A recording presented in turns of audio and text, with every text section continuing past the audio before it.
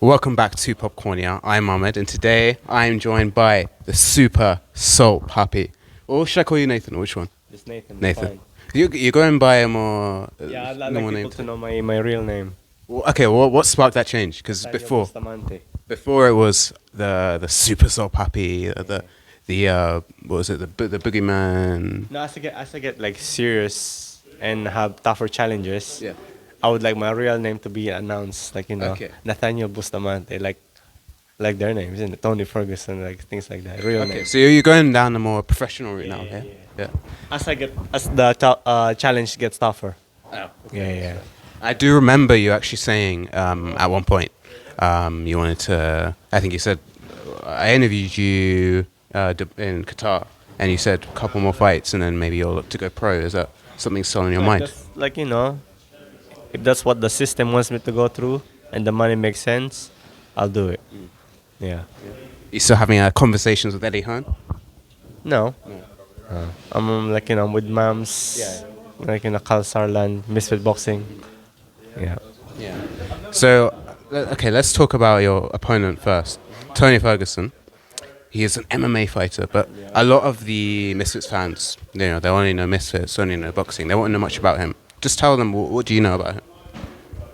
Yeah, he got like 30 plus fights in the UFC. It's basically like a legend in the game. And yeah, I just told Mams I wanted to fight as soon as possible. I gave him all the biggest names in the MMA, like who Jack Paul fought, the Mike Perry, Nate Diaz, Anthony Pettis, also included Tony Ferguson. But I didn't like specifically ask like I want to fight. It has to be that Tony Ferguson. I think whoever was available. So Mom said I'll get back to you. And then when he got back to me, he said Tony Ferguson wants to box. He's been wanting to box for a very long time. I think he was supposed to fight KSI, but it just didn't happen. And yeah, he said yes. He probably didn't know who I was. He just said yes. You think he doesn't know who you are? No, I don't think so. I don't think so. Why not? I don't know because that's what he said. He didn't know who I was, but now he knows. He knows who I am. Yeah. And he calls me by my real name, which is I feel respected. Okay. That he knows my name. Like for someone to search me and look for my real name as an opponent, I think that's like respect. Now, over your boxing career, you've gradually increased the opposition. You're going from influencers to influencer MMA guys to full MMA fighters. Now you're taking on Tony Ferguson. What sparked that rapid increase in opposition? No, I'm always willing to take the challenges. I think this is a good opportunity for me. It's a big challenge. And I think this will just put me right to the top. And maybe get more opportunities, get more big fights. That's what I want. I'm a very competitive person. And right now, I'm obsessed with boxing. I like doing boxing. It keeps me fit and and healthy. Now, what you said just there, take you to the top, get the big fights. Now, of course, not looking past Tony, No, I'm not. but what would be those big fights for you? What would be the top? Maybe like Adrian Broner, like Rod Tang, Dustin Poirier, Gabriel Rosado, like these guys, like the big names. Or even fight like a normal professional boxer with the same record as me. So you're really targeting a lot of the MMA fighters. Yeah, they're like there. Yeah. I think Dustin Poirier just retired from the UFC. Maybe he wants to box. Yeah, a lot of MMA fighters do. I think he's even expressed some interest in it himself. He's a very good boxer too. Now, I was looking through some of your old posts, and after your knockout of Bruckner, you made a post, and there's a couple of things that I want to ask you about on that post. One of the things was you calling out Jake Paul. Yeah. Now, is that something that would still be in your mind in the future? I think it's too heavy. It's like over 200 pounds. I'm like, if I 170, yeah, that's too much. Yeah. Yeah, maybe before when he was lighter. Yeah. What do you think of his career right now? He's a very good boxer. hmm He's taking like like challenges, hard challenges, and yeah, he's gonna keep going to the top. Yeah. And what do you think of him fighting Anthony Joshua? Yeah, that'll be a very good fight. Yeah. I think Jack will win. I mean, crazier things have happened. Yeah, like Anthony Joshua might break his ankle and then get knocked out, innit? I mean, a lot of people were actually making those rumors of White this weekend, Dylan White. They said that he broke his ankle or something, Yeah. and then we saw what happened. Yeah, by the way he walked to the ring, it looks like something was not right. And yeah, he didn't have the aura, isn't it? Yeah. Now, in that post that I mentioned, there was another thing you said. You called yourself the Boogeyman Slayer.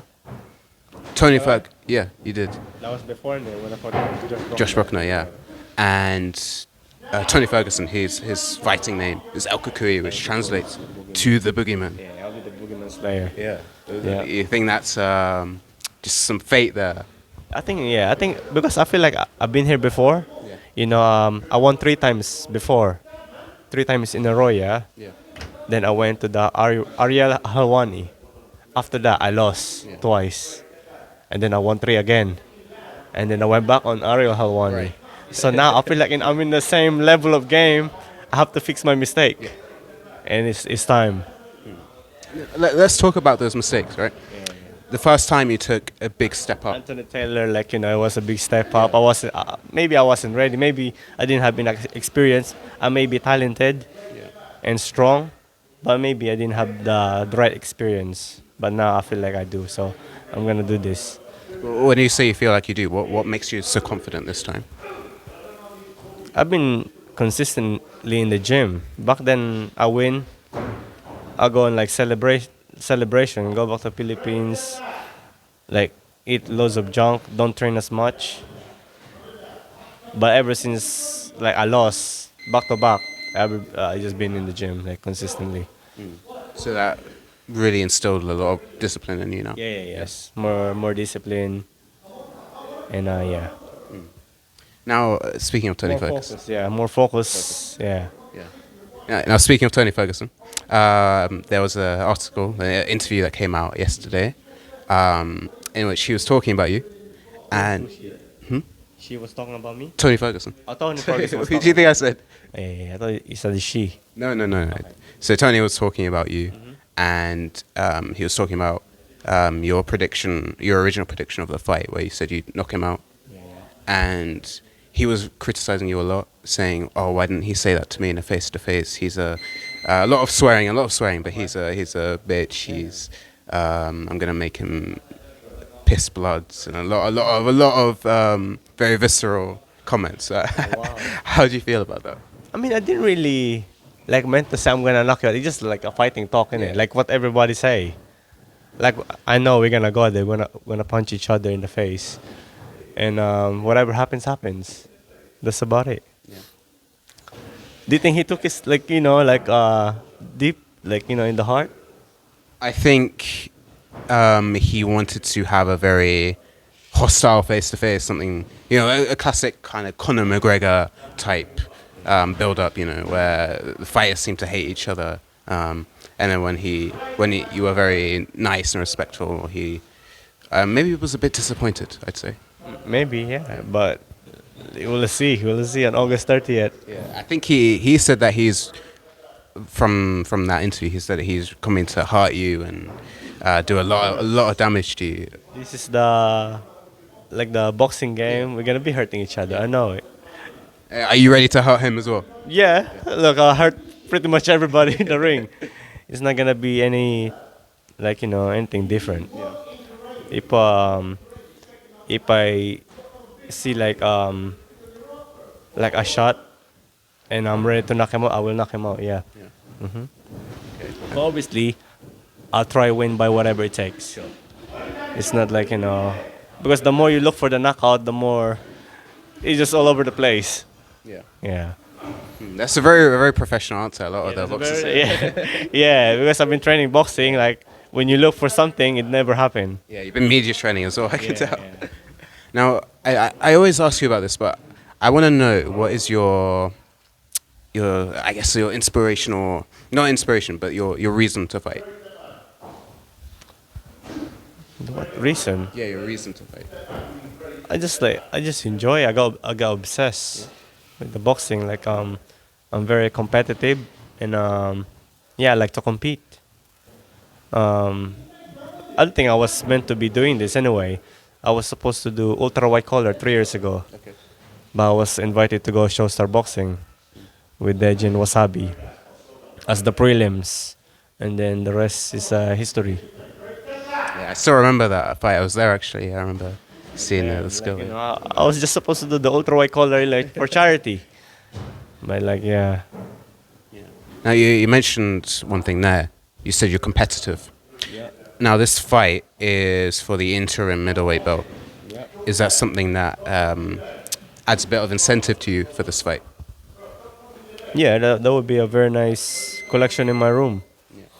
Yeah, and I show like like everyone, like I don't know, my future kids, my mom, my family. Yeah, it would be nice.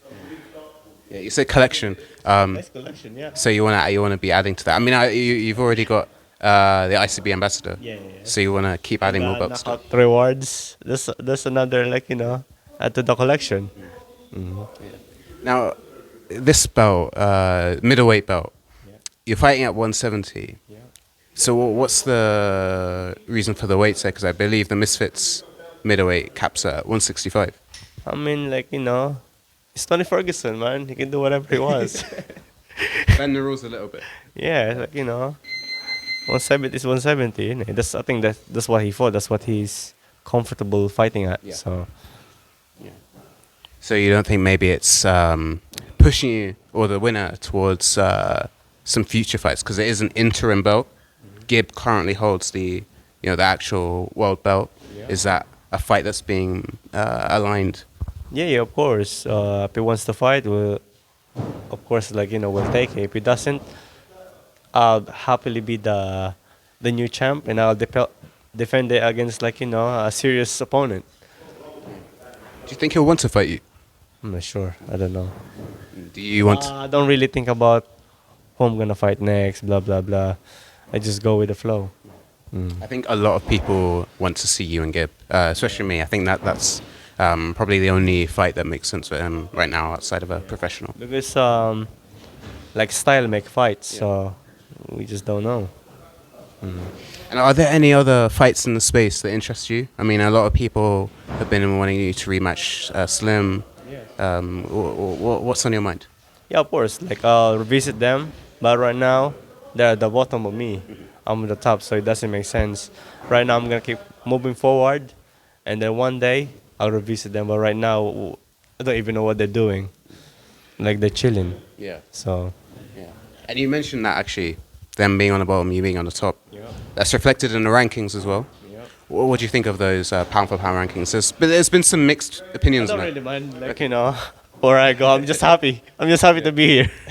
Do you think you're in the right spot? I don't mind. I don't mind. They can put me like 9, 10, like 20. I don't really mind. I'm just happy to be here, Nah, man. come on, don't give me the humble soul. Where do you think you do sit in the rankings? Maybe top 5.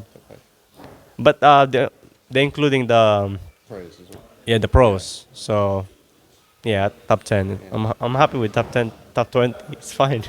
What do you think about them including the pros though? Because I think I like to keep them both separate myself, influencers and pros. What are your feelings on that? I don't really think too much about it. Yeah. I'm just happy I have a job.